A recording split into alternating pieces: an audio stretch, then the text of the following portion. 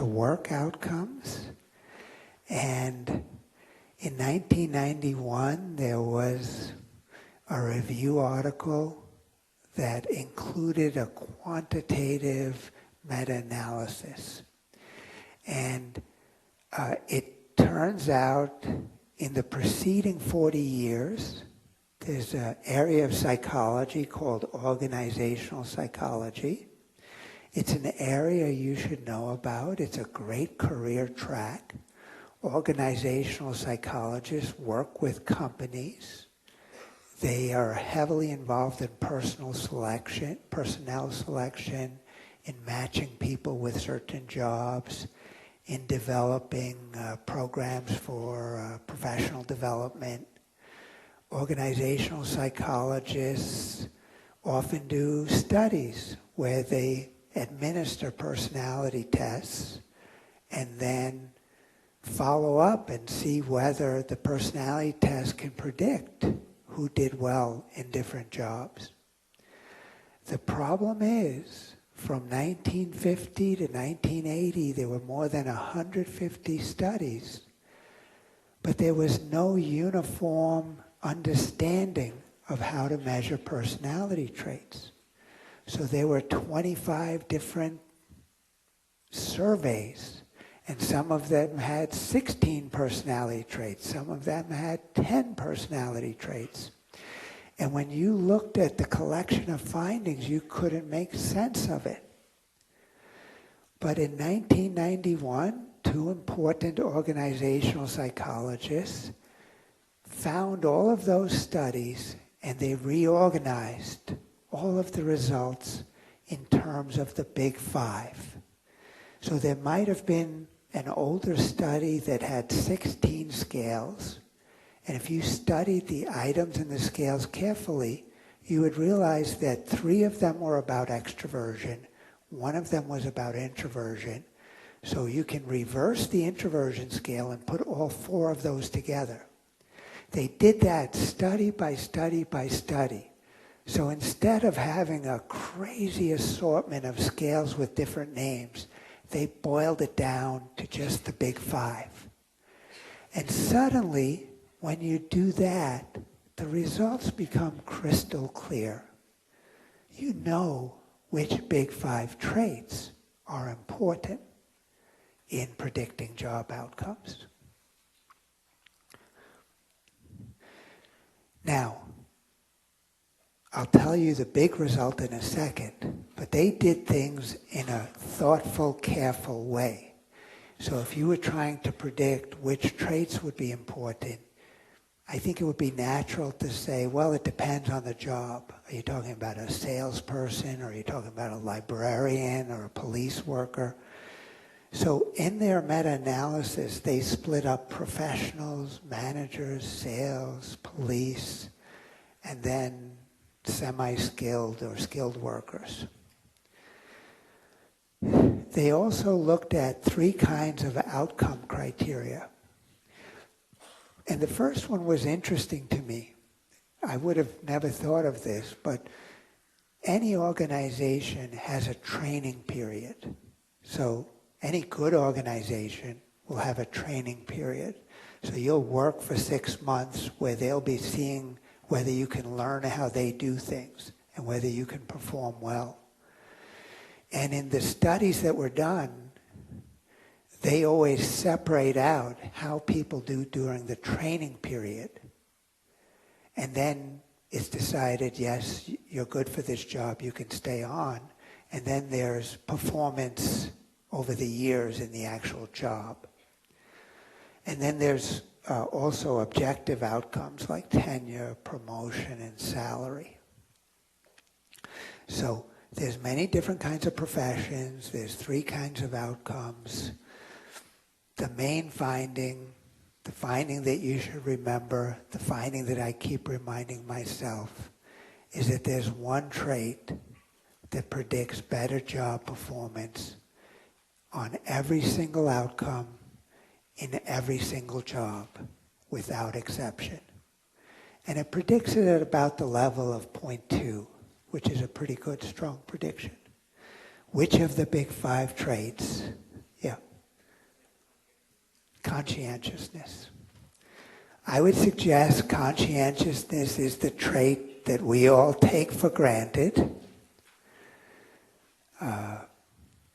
But if you're trying to figure out who's going to work well at any job, the number one predictor is conscientiousness.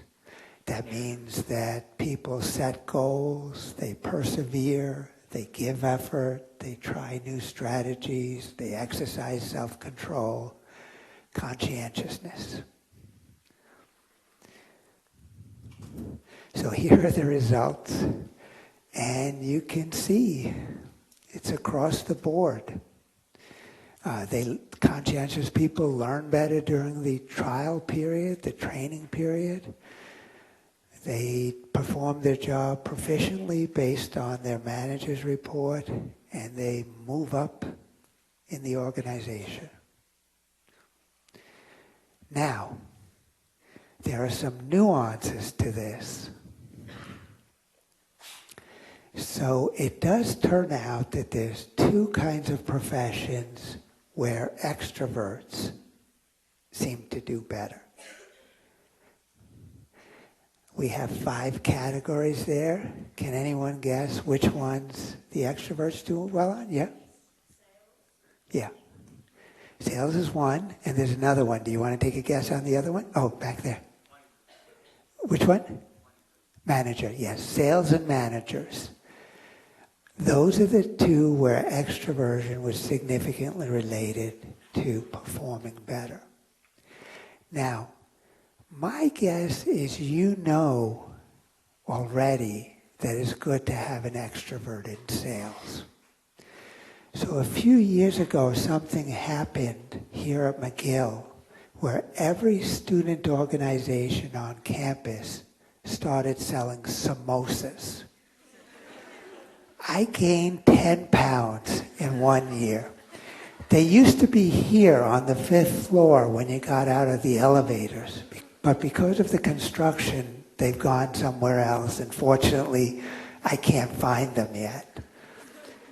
But if you walk by the student table, and samosas are a little bit messy, so I'm always a little hesitant to get the samosa because I like it with the sauce. And there's a way of using a straw to suck up the sauce and then release it. But I'm a little hesitant. But sometimes there's a table with a person who's smiling, who chats with me, who talks me through it. And I buy samosas all the time from that kind of person. And that person is an extrovert. Other times you have someone who's more like me, and you don't even notice that they're at the table. You smell the samosas, but there's no one reaching out to you. So my guess is you already know that if you have a student organization, if you're raising money for a trip, you want to find your most extroverted group member and put them out front, because they will sell 10 times as much in the way of samosas as your introverted person. That's an exaggeration, but sales, management, extroversion seems to play a role. The one other finding, openness, was predictive of one kind of outcome. Now remember, there's training proficiency, job proficiency, and objective outcomes. Which outcome do you think someone who's open, flexible, curious, and there's only one, yeah. Exactly. Training proficiency is actually about acculturation.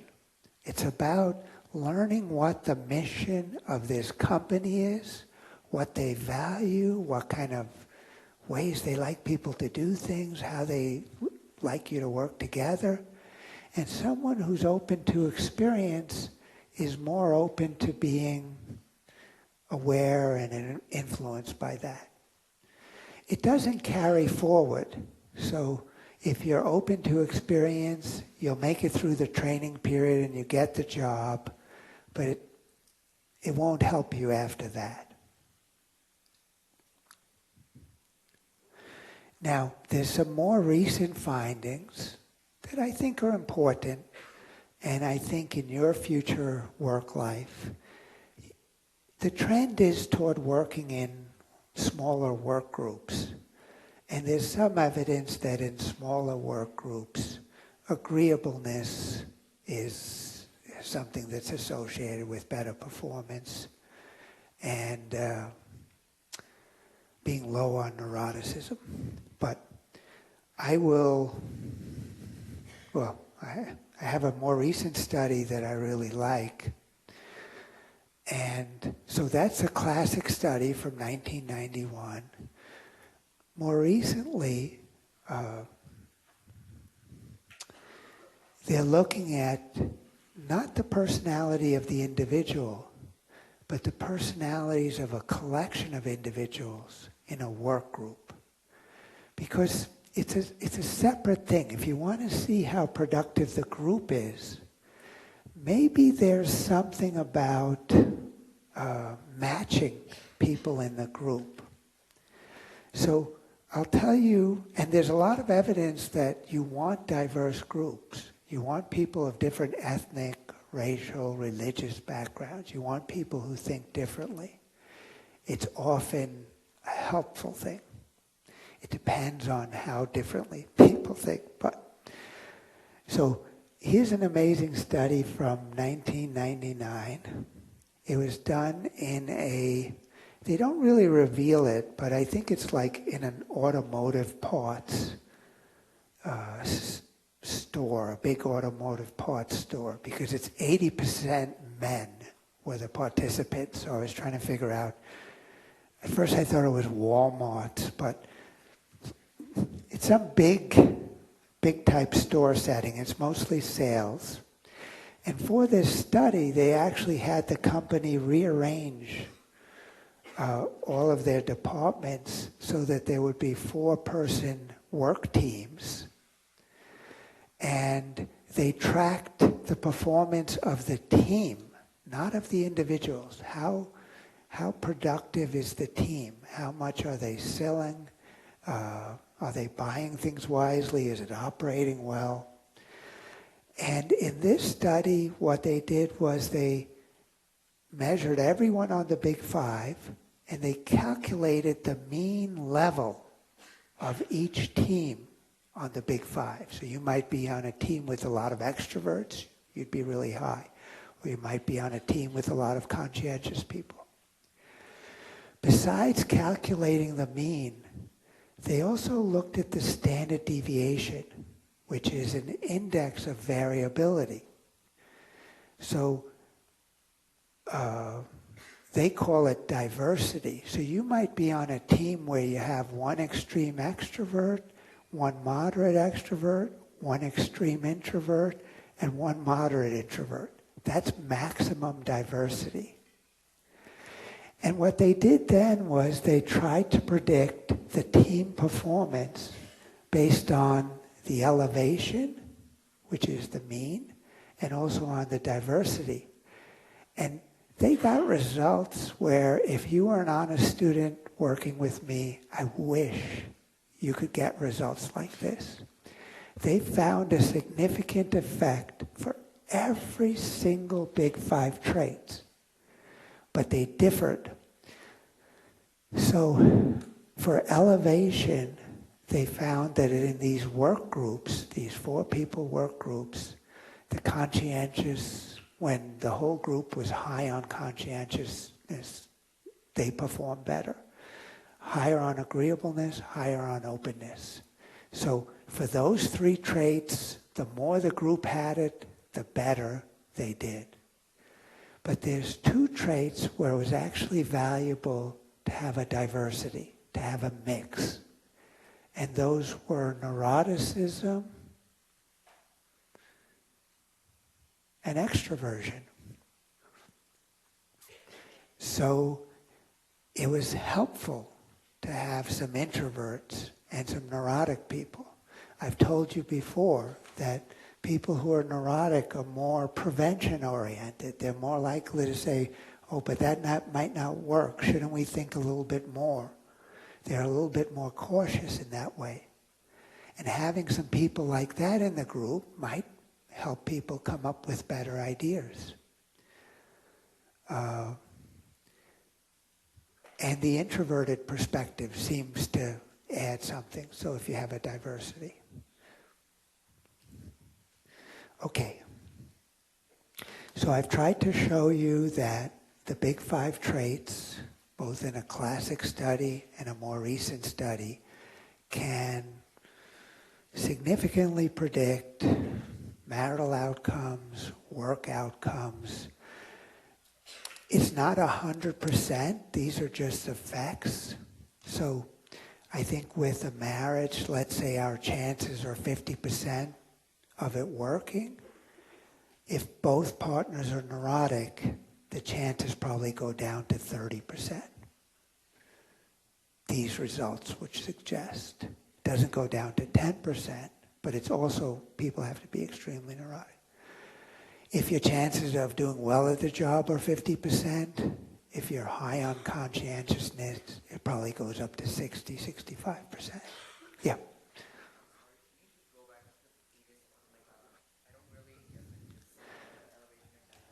Yeah. So the elevation is the mean for all 4 members of a team. So I just calculate the 4 scores and take the mean. For the other one, there's a statistical term called a standard deviation, which is the variability of the scores. And the idea is that perhaps variability is good in a work team. So not having, and it's a separate indicator. The mean and the standard deviation aren't linked. They're independent. So on the one hand, being elevated on 3 traits predicts better outcomes.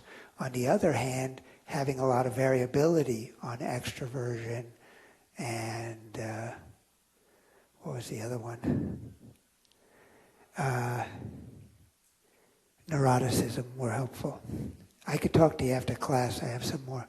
So the last thing I want to do in kind of showing you how important the big 5 traits are, I'm going to show you another TED Talk about a new personality construct that's very popular. It's a buzzword. You've probably heard it. When you were in high school, you may have even been trained to develop this. And the term is grit. And I'm going to show you some of the findings, and then I'm going to show you how someone who believes in the big 5 trait would look at these findings. Let's see. Okay, here we go. I'm going to show you about 4 or 5 minutes.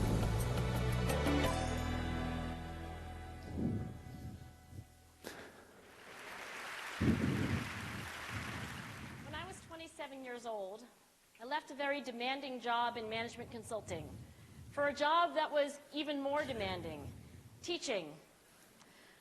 I went to teach 7th graders math in the New York City public schools. And like any teacher, I made quizzes and tests, I gave out homework assignments. When the work came back, I calculated grades. What struck me was that IQ was not the only difference between my best and my worst students. Some of my strongest performers did not have stratospheric IQ scores. Some of my smartest kids weren't doing so well. And that got me thinking. The kinds of things you need to learn in 7th grade math, sure, they're hard. Ratios, decimals, the area of a parallelogram. But these concepts are not impossible. And I was firmly convinced that every one of my students could learn the material if they worked hard and long enough. After several more years of teaching, I came to the conclusion that what we need in education is a much better understanding of students and learning from a motivational perspective, from a psychological perspective. In education, the one thing we know how to measure best is IQ.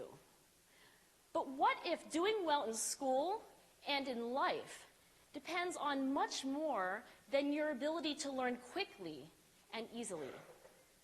So I left the classroom and I went to graduate school to become a psychologist. I started studying kids and adults in all kinds of super challenging settings. And in every study, my question was, who is successful here and why? My research team and I went to West Point Military Academy. We tried to predict which cadets would stay in military training and which would drop out. We went to the National Spelling Bee and tried to predict which children would advance farthest in competition. We studied rookie teachers working in really tough neighborhoods, asking which teachers are still going to be here in teaching by the end of the school year. And of those, who will be the most effective at improving learning outcomes for their students? We partnered with private companies asking which of these salespeople is going to keep their jobs and who's going to earn the most money. In all those very different contexts, one characteristic emerged as a significant predictor of success. And it wasn't social intelligence, it wasn't good looks, physical health, and it wasn't IQ. It was grit. Grit is passion and perseverance for very long-term goals. Grit is having stamina. Grit is sticking with your future, day in, day out, not just for the week, not just for the month, but for years, and working really hard to make that future a reality. Grit is living life like it's a marathon, not a sprint. A few years ago, I started studying grit in the Chicago public schools. I asked thousands of high school juniors to take grit questionnaires, and then waited around more than a year to see who would graduate. Turns out that grittier kids were significantly more likely to graduate, even when I matched them on every characteristic I could measure, things like family income, standardized achievement test scores, even how safe kids felt when they were.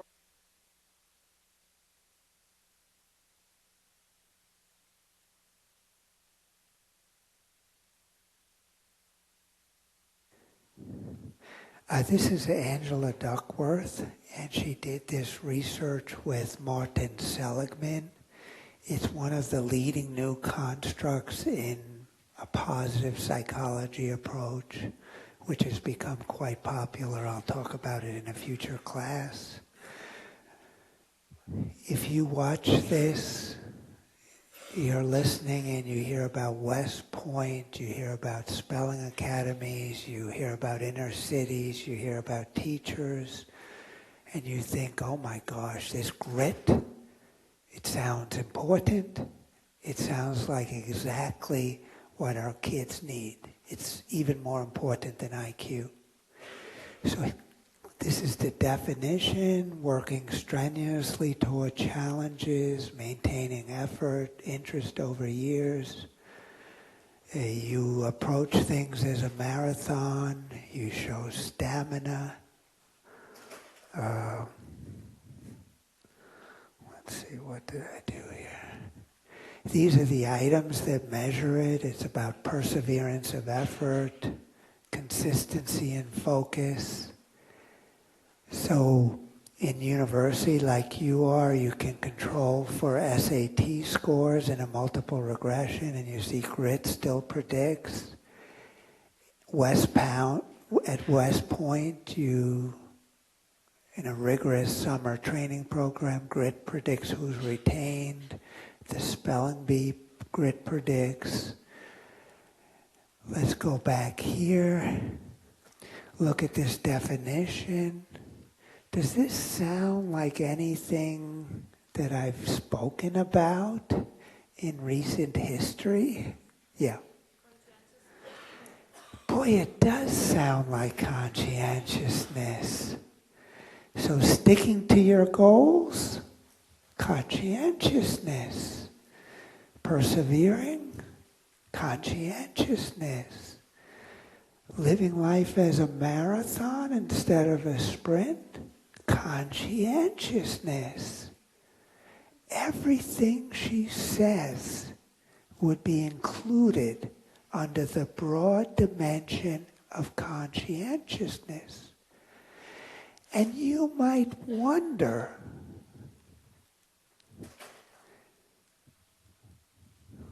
let's see.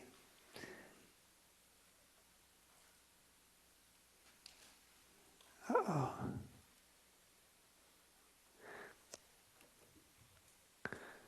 Oh, it's not responding. Oh, boy. So, okay, that's not too hard to do. I thought it was going to turn off the whole computer. So,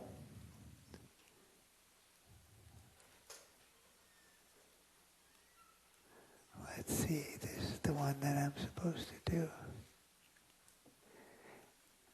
Okay, so let's go back. Here is McAdams' description of conscientiousness. You plan life according to plans, you're hardworking, you're described by others as responsible and well organized.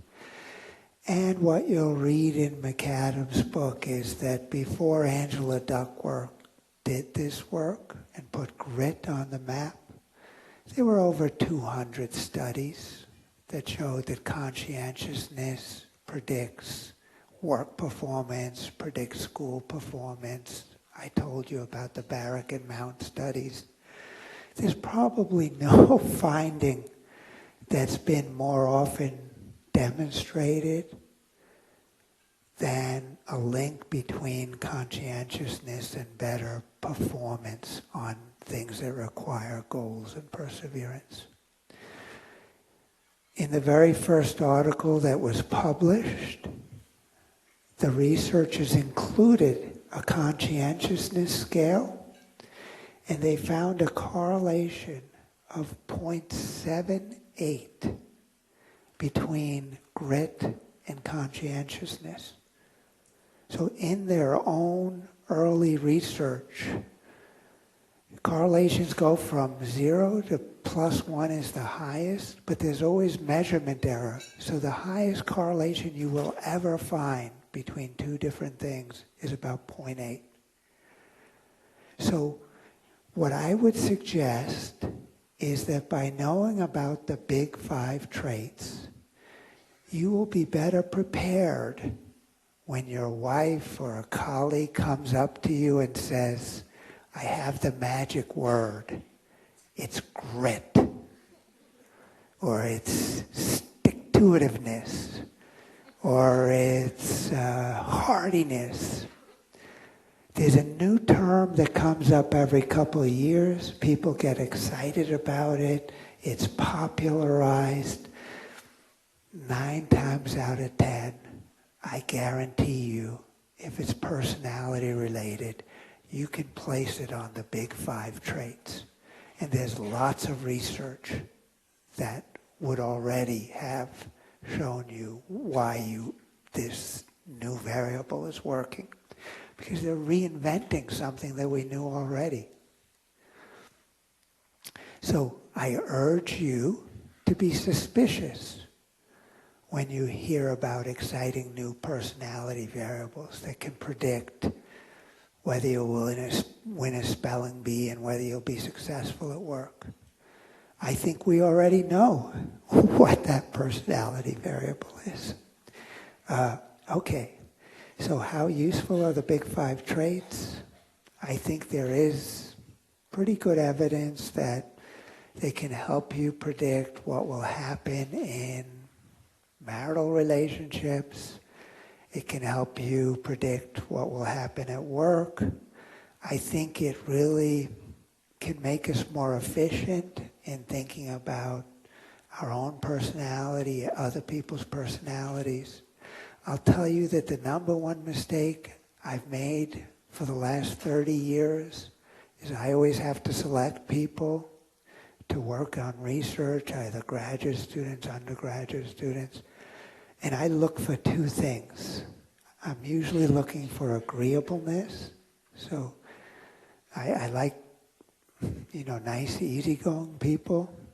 And then I'm looking for extroversion because I'm an introvert and I like an extrovert who goes out there and like is not afraid of people. But the one thing that I never pay attention to, and it's really been problematic, is I never look for conscientiousness. So if I call up a referee or someone who's worked with the person before, I don't ask a series of questions about conscientiousness. And if you ever become a manager, a researcher, an entrepreneur, the one personality trait that you want to be looking for is conscientiousness. That's the strongest predictor of those kinds of things. Okay. Now, I've mentioned this before. I'll do more about this. I feel badly if you feel badly about the trait scores that you've gotten on the Big Five inventory. And I do know that when I'm talking about these dimensions, some of us will feel like we're lacking. I'll try to discuss that more. I also want to say there's more nuance to the Big Five. There's different facets, so you can focus in on more specific things. There's also change across situations. We can also volitionally change. We can stretch ourselves. I'll show you research that suggests that. And the most important thing, you don't know this now, but there's a lot more to you, and there's a lot more to personality than these Big Five traits. Those are the consistencies in our social emotional behavior. They're kind of our personal signature. Other people pick up on it quickly. It is related to certain outcomes, like I'm saying you. But there are other levels of personality that are more personal and that are really more individuating in terms of your uniqueness. And we will eventually get to that. So please hang in there, and there'll be some good things that you can relate to at a certain point. I'll see you next Tuesday.